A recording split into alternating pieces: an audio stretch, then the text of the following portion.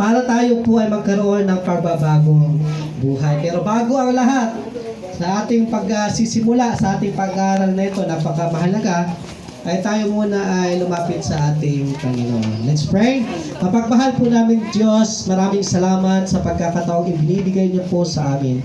Salamat Panginoon na narito po kami sa lugar na ito upang ipahayag niyo po sa amin ang niyo pong nais at nais niyo po na kung saan kami po ay magkaroon ng pagpapago sapagkat ang karamihan o Diyos ay sawa na sa buhay na mayroon po kami. Siguro kami po ang dahilan kung bakit nagkakagulo ang aming pamilya. Siguro kami po ang dahilan kung bakit hindi maayos ang aming relasyon sa aming asawa. Siguro kami ang dahilan sapagkat hindi kami nagbabago kaya problemado lagi ang aming pamilya. Kaya Panginoon, kami po ay humihingi ng tulong po sa iyo.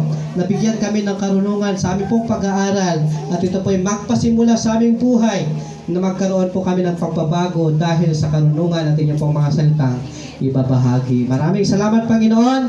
Ito po ang aming pong niladalangin sa pangalan ng Panginoong Jesus. Amen. Okay. So gumawa ng isang bagong panimula.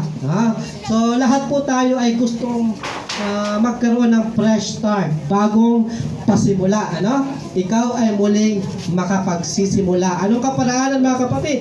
Ngayon, ating yung pag-aaralan. Alam niyo po ba, sa Biblia, mayroon pong isang tao na isa pong mamamatay tao.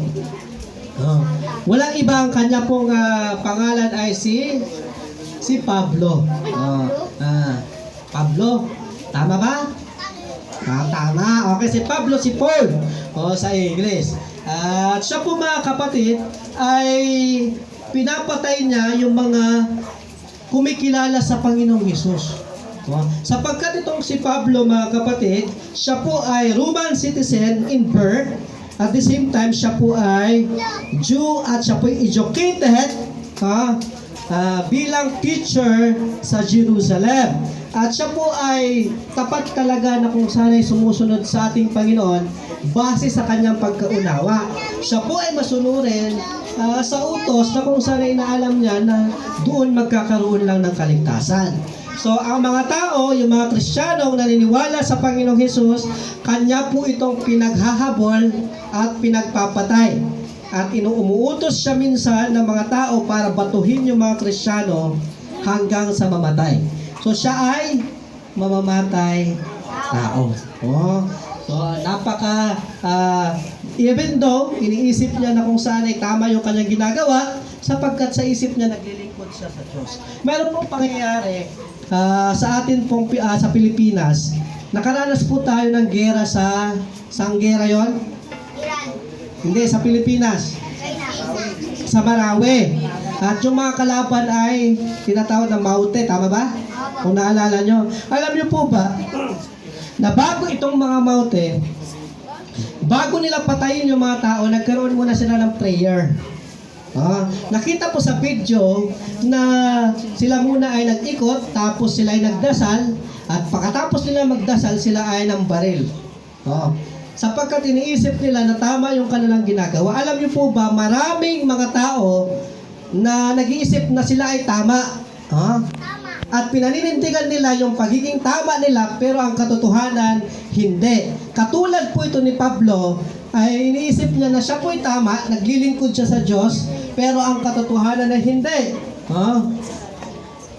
Sa Gawa 22 verse 4, at aking pinag-uusig hanggang sa mamatay, na tinatalian pa niya, at ipinapasok sa mga bilangguan ang mga lalaki at gayon din ang mga babae. Wala siyang awa.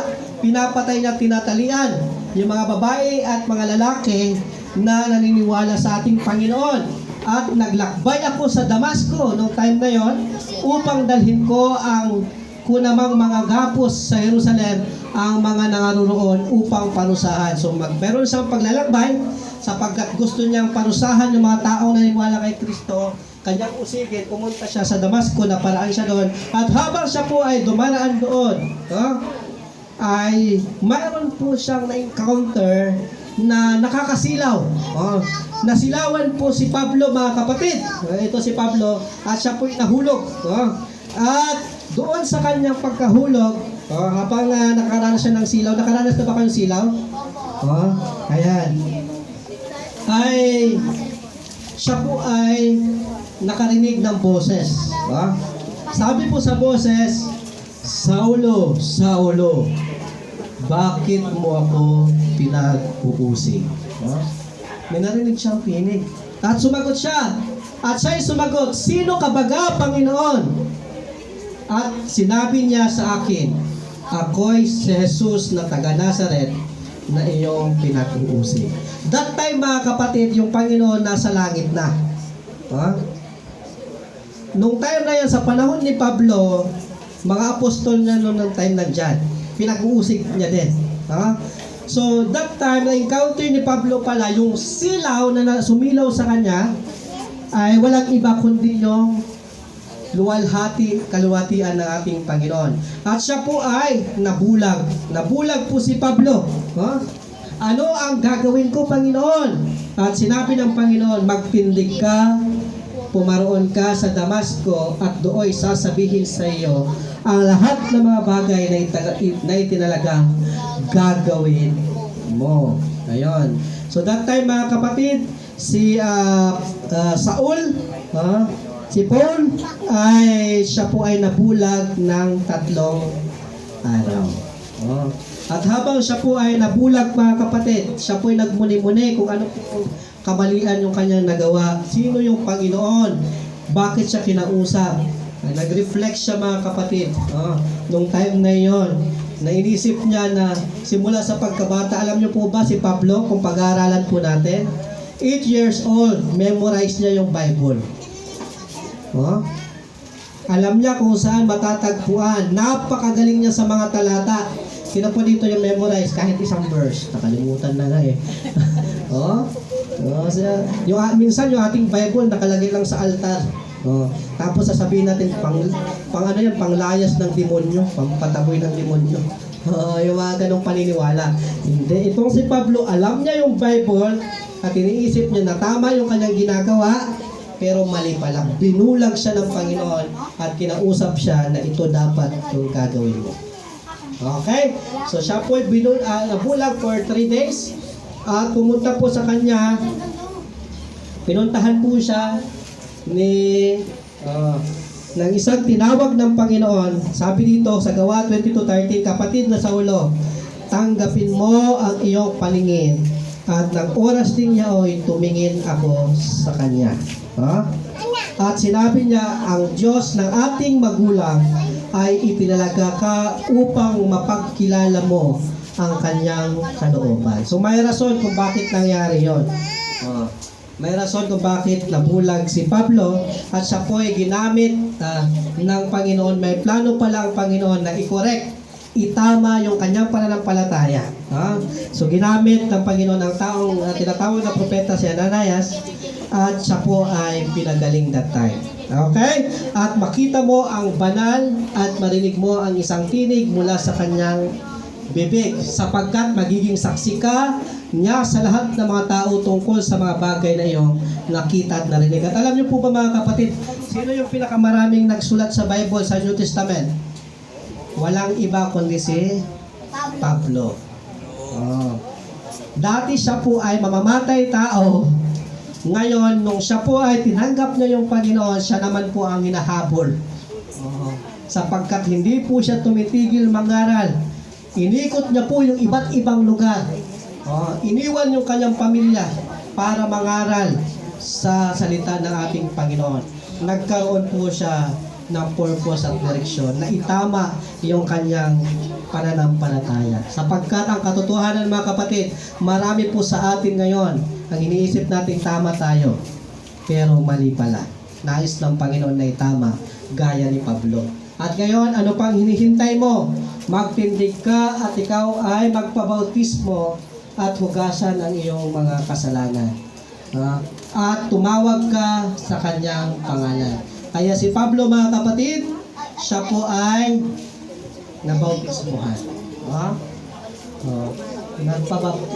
Nagpabaptay siya upang magsimula muli. Okay? Yung kanyang mga nagawa dati, nung tinanggap niya yung Panginoon, isa pa lang gagawin kapag tinanggap mo yung Panginoon upang magpasimula sa panibagong buhay. Ayan po ay yung pagpapabautismo. Ayan. When he was baptized, he knew that God had forgiven him. Nung siya po ay nabaptize, ito po ay naranasan niya yung tinatawag na tunay, kabuang pagpapatawad ng ating Panginoon. Siya ay persecutor, siya ay napipersecutor, napipersecute ng mga Christian, pero siya po ngayon ay evangelical, na siya po ay nag-i-evangelist, na ating Panginoon. Nangangaral ng mabuting balita. Ayan. So yan po si Pablo. Lamang kagayoy, nilabas siya sa Jerusalem at buong Judea at ng buong lupain sa libot ng Jordan, at sila'y kanyang binabautismohan sa ilog ng Jordan na pinahayag nila ang kanilang mga kasalanan. Ito naman si John the Baptist, mga kapatid, patungkol po sa baptism. Saan po nagsimula? Ang baptism po ay nagsimula sa panahon po ni John the Baptist, na kung saan ay siya po'y nanawagan, siya po'y pinsan ng Panginoong Hesus sa lupa. Dito sa lupa. At siya po ay nangaral at ang buong mga tao doon ay binautismuhan niya. Maging ang ating Panginoon ay siya po ay pumunta doon. Pumunta doon at siya po ay kasama ng mga crowd. At nung nakita siya ni John the Baptist, sabi ni John the Baptist, narito ang kordero ng Diyos na nag-aalis ng kasalanan ng sanlibutan. Nakita niya yung Panginoon. So, ayan. So, na-mention niya na narito. Yung nag-aalis ng kasalanan sapagkat totoo. Bakit nagpabautismo yung ating Panginoon, mga kapatid? Sabi ng Panginoon, sapagkat alam ni John the Baptist na walang kasalanan yung Panginoong Hesus. Sapagkat uunang kahalagahan ng pagpapabautismo ay paglilinis ng kasalanan. Paglilinis ng kasalanan. So, alam na ni John the Baptist na walang kasalanan ng Panginoon, pero bakit ang Panginoon pumunta doon at magpabaptize? So, sabi ng Panginoon, kinakailangan ko na ako'y iyong bautismuhan. Payagan mo ako ngayon sapagkat ganyan ang nararapat sa atin, ang pagganap ng buong katwiran. Ayun, so mismo yung Panginoon, nag-set siya ng example sa mga mananampalataya na hindi ka pwedeng manampalataya lang. Kinakailangan mo kung gusto mo magpasimula muli. Kung ikaw ay makasalanan, maraming nagawang kasalanan na tinatanggap mo yung Panginoon. Kung gusto mo magkaroon ng fresh start, at malinis ang iyong pagkatao, ay kinakailangan magpasimula ka sa tinatawag na bautismo. Okay? So, ang Panginoon ay nabautismuhan at nung siya po ay tumayo, siya po ay in-immerse. Ibig sabihin ng immerse, siya po ay nilubog sa tubig at inihahon. At siya po ay, sabi dito, at nang mabautismuhan si Jesus, pagdakay umahon sa tubig at narito nangabukasan sa kanya ang mga langit. At nakita niya ang Espiritu ng Diyos na bumababang tulad sa isang kalapati at lumalapag sa kanya. At narito ang isang tinig na mula sa mga langit na nagsasabi, ito ang sinisinta kong anak na siyang kong lubos na kinalulugdan. Alam nyo, kapag tayo po ay magpabautismo, ang buong langit ay nagagalak. Natutuwa sila sapagkat ito po ay tulad ng isang pakikipagkasal sa ating Panginoon. Natutuwa ang Diyos. Ibig sabihin, pinatunayan mong pinili mo talaga yung Panginoon. Kapag gawin mo yun. Ang salitang Mesiyas ay nangahulugang tanging pinahiran, which is tinawag yung ating Panginoon na siya po ang Mesiyas. Si Jesus na taga Nazaret, kung paanong siya'y pinahiran ng Diyos ng Espiritu Santo at kapangyarihan, na naglilibot, na gumagawa ng mabuti at nagpapagaling sa lahat ng mga pinahirapan ng Diablo sapagkat sumakanya ang Diyos. So, noong time na yun, mga kapatid, di pa nakita, bumukas yung langit. So, mayroon palang something na nangyayari kapag ang tao ay nag-decide na magpabautismo. Oh. Meron pa akong kwento, meron pong isang lalaki na siya po ay palainom, mahilig sa away, kung ano naman ginagawa. At meron pong isang pastor na bumisita sa kanila at gusto siyang Bible studyhan. Masira ng salita ng Panginoon. Pero sabi niya, Pastor, busy ako kasi may trabaho ako. Sabi ng pastor, anong oras ka ba umuwi? Alas 12 ng gabi. Sabi niya, sige, hintayin kita alas 12 ng gabi. So, hinintay po siya alas 12 ng gabi. Yung si Pastor Isagani po yun. Tapos, hinintay siya. Pag uwi niya, walang no choice. Kasi nandun talaga alas 12 ng gabi hinintay siya pag uwi niya. So, Bible studyhan siya. Pero wala pa rin. Pero yung kanyang papa, nagpabautismo at sabi sa kanya ng kanyang papa, Nak, para magbago ka naman. Sama ka na sa atin, magpabautismo tayo. So, dahil siguro sa pagrespeto, ay bago siya nagpabautismo, naglasing muna siya, magdamag. Lasing muna siya, inom siya, tapos punta siya doon sa kung saan magbabautismo, ay lasing na lasing siya. Hangover mga kapatid, wala siyang tulog. At alam niyo kung ano nangyari, nabautismohan siya at ngayon nasa ibang bansa na. Walang iba kundi si Pastor Taw-Taw. Ako po'y tumira sa kanila. Grabe yung kanyang karanasan. Mayroon po siyang napakagandang pamilya. From something without purpose, nagkaroon ng purpose at pinagpapala ng Panginoon. Nasa Lumalinda na po siya ngayon. Wow! At ang kanyang mga anak, napakagagaling kumanta. Naging champion sa singing contest yung kanyang anak sa CLC.